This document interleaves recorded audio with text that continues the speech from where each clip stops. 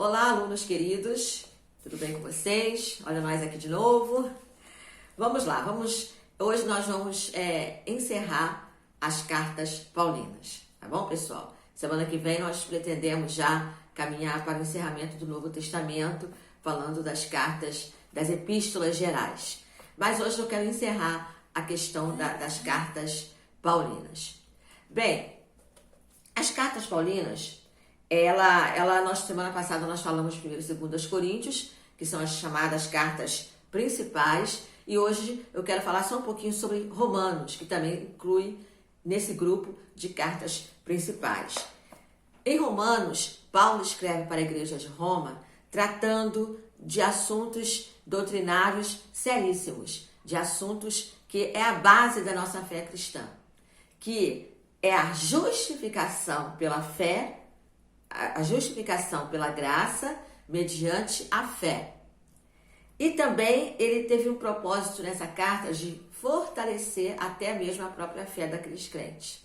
Porque nos dias que Paulo escreveu, havia uma dificuldade das pessoas lá da igreja que estava situada na cidade de Roma entenderem essa visão, que nós não fizemos nada por merecer Jesus em nossa vida, a não ser pela graça de Deus. Somos salvos pela graça, somos justificados pela graça. A graça nos resgatou, mediante a fé que temos em Jesus. Esse é o caminho.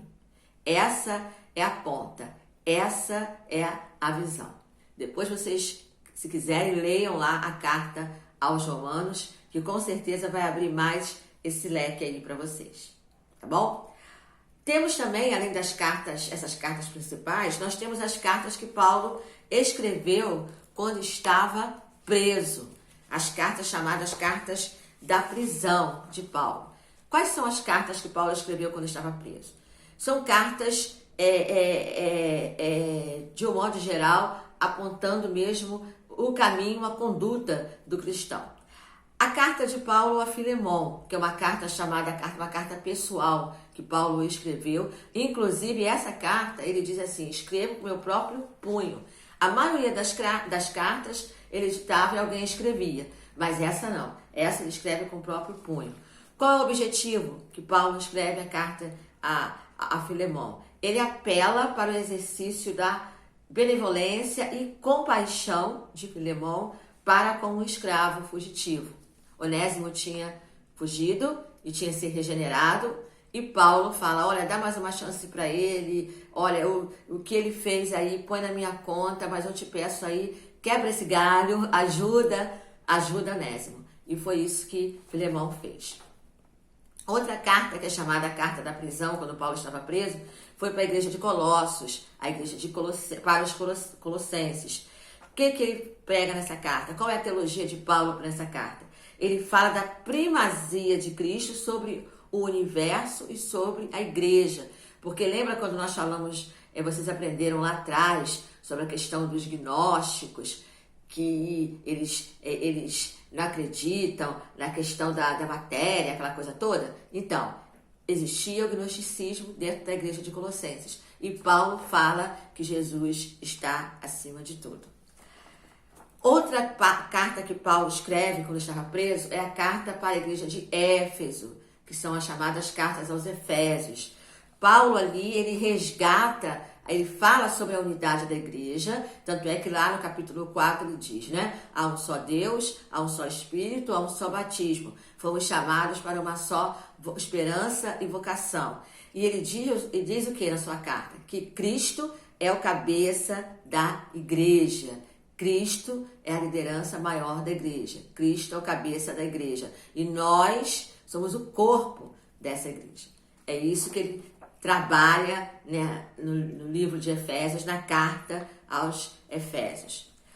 Outra carta que Paulo escreve para outra igreja, quando ele estava preso, é a carta para a igreja de Filipos, que é a chamada carta de Paulo aos Filipenses. O que Paulo fala nessa carta? Ele resgata o quê? A alegria, a solidariedade do crente para ajudar o próximo. E Paulo, nessa carta, que é interessante, queridos, não sei se vocês já tiveram a oportunidade de ler a carta de Paulo aos Filipenses, Paulo fala nessa carta da alegria que ele tinha para com aqueles crentes em Colossos, em Filipos, melhor dizendo, né, em Filipos, porque aqueles crentes se solidarizaram com ele, porque ele estava preso. Quando ele estava preso, eles mandaram um representante da igreja lá para saber como que ele estava e mandou víveres, mandou material, alimentos para ele, mandou coisas materiais para ele, para suprir as suas necessidades.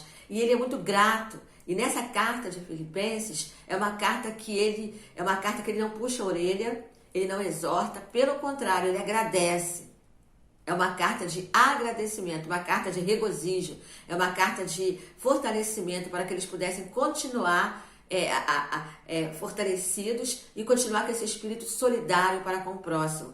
Ele fala dele, ele diz das necessidades que ele passou, tanto é que lá no finalzinho, no capítulo 3 de Filipenses, ele fala, não é? Olha, eu passei dificuldade, mas estou aqui porque eu posso todas as coisas naquele que me fortalece, né? Um texto muito conhecido de todos nós.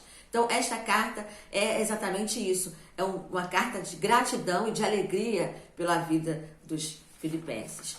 E temos as cartas também pastorais, as cartas pastorais, que são as cartas 1ª e 2ª Timóteo, que ele orienta. 1 Timóteo, ele dá uma orientação pastoral para Timóteo, como líder.